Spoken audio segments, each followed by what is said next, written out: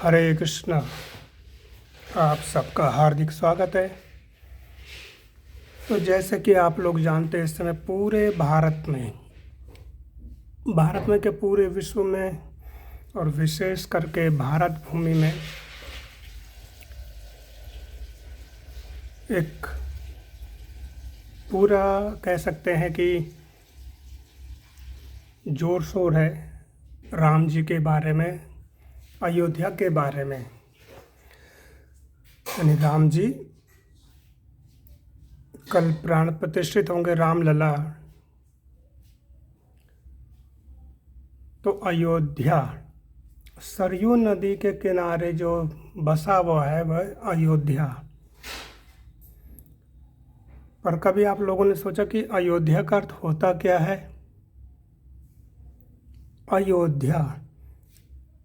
अयोध्या का अर्थ होता है जिसे कोई योद्धा ना जीत पाए, ऐसा एक देश या ऐसा एक नगर या राजधानी। तो इसलिए इसका नाम पड़ा अयोध्या। केवल एक राजा हुए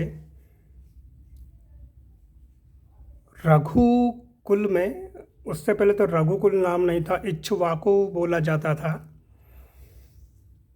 जिसको रावण ने मारा था। यानी रामचंद्र जी के पूर्वज थे अनरण नाम के एक राजा। तमिल भाषा में इनको इरवण बोलते हैं, इरवण। लेकिन ये राजा हुए हैं बहुत समय पहले,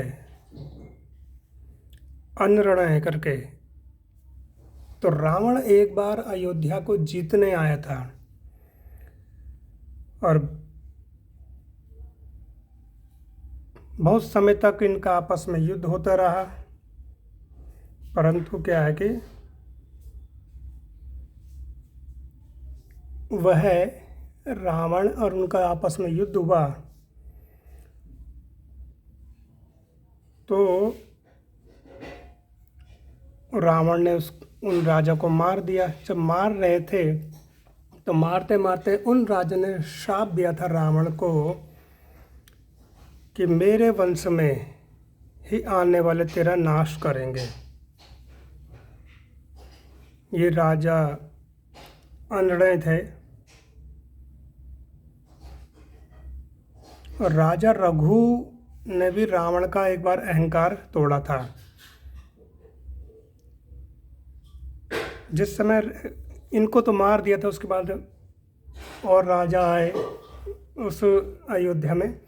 फिर राजा रघु का भी राज्य हुआ वहाँ पर। राजा रघु ने राज शासन चलाया। तो रावण आ गया युद्ध करने के लिए। रावण ने द्वारपाल को संदेश भेजा कि जाओ और जा कर के रघु से बोलो कि मुझसे युद्ध करे।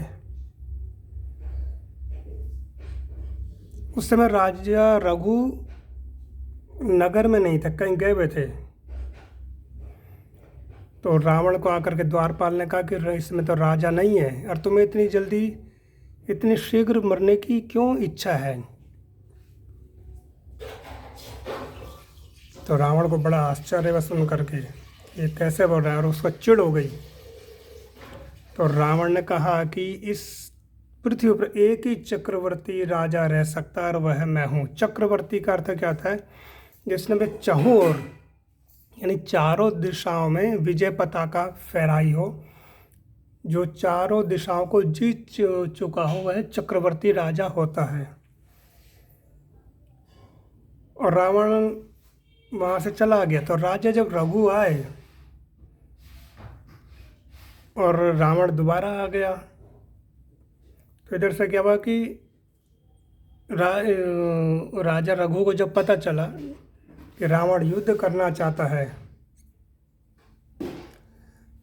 और रावण आ रहा था लंका से, तो राजा रघु ने एक तीर छोड़ा और उस तीर से कई तीर बन गए। यानी कि कई तीरों में बट गए वो तीर। और लंका के ऊपर जा कर के जब वो गिरा तो वहाँ के बड़े बड़े नगर, वहाँ के जो लोग हैं वो मरने लगे, नष्ट होने लगे। तो रावण ये समझ गया कि ये कोई साधारण तीर नहीं है, ये किसी ने नारायण अस्त्र चलाया है और उसने घोषणा कर दी कि कोई भी रथ पर नहीं बैठेगा, क्योंकि नारायण अस्त्र या ब्रह्मास्त्र का या जो पाशुपत्र या शिवास्त्र है उसकी विधि या उससे बचने का एक ही उपाय है कि उसके आगे समर्पित हो जाए व्यक्ति। अगर अहंकार बस वह सोचता है कि मैं युद्ध करूंगा, इस अस्त्र को नष्ट कर दूंगा, चाहे वह नारायण अस्त्र हो, ब्रह्मास्त्र हो या शिवास्त्र हो, तो जीवात्मा उल्टा ही उस नष्ट हो जाता है। तो रावण ये समझ गया, उसने सबको आज्ञा दी कि कोई भी रथ पर नहीं बैठेगा और ना ही किसी प्रकार का अस्त्र शस्त्र हाथ में ले। सभी हाथ उठा करके उन्होंने हाथ उठा लिया सबने, जैसे कि हम देखते हैं सेना या पुलिस अपराधी को बोलती है हाथ ऊपर करो, या हाथ ऊपर करो या हाथ पीछे पीठ की तरफ बांध लो, जिससे कि उनको बंदी बना लिया जाता है। यह समझा जाता है कि इसने आत्मसमर्पित कर दिया, यानी आत्मसमर्पण कर दिया। तो रावण ने सबको ये बोला कि अपने अस्त्र शस्त्र छोड़ दो और हाथ ऊपर कर लो। सब ने रावण की आज्ञा मानी और स्वयं रावण ने भी यही किया।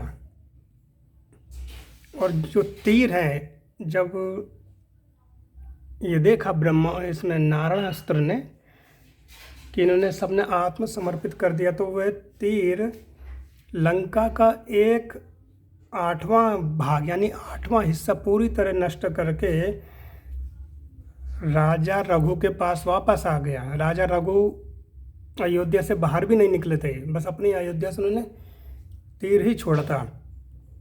और जब तक राजा रघु जीवित रहे तो रावण ने अयोध्या की तरफ देखा भी नहीं, उसका साहस भी नहीं हुआ। और राजा रघु के बाद अज हुए और अज के बाद दशरथ हुए और इनसे भी रावण पराजित होता रहा। तो राजा अन्यर्ण के वध के बाद रावण ने कभी भी अयोध्या के किसी राजा को पराजित नहीं कर पाया, इसलिए उसका नाम था अयोध्या। यहाँ तक कि इंद्र आदि भी बड़े बड़े देवता भी उनसे सहायता मांगा करते थे। राजा जो अयोध्या के राजा हुआ करते थे। तो ये अयोध्या के विषय में है।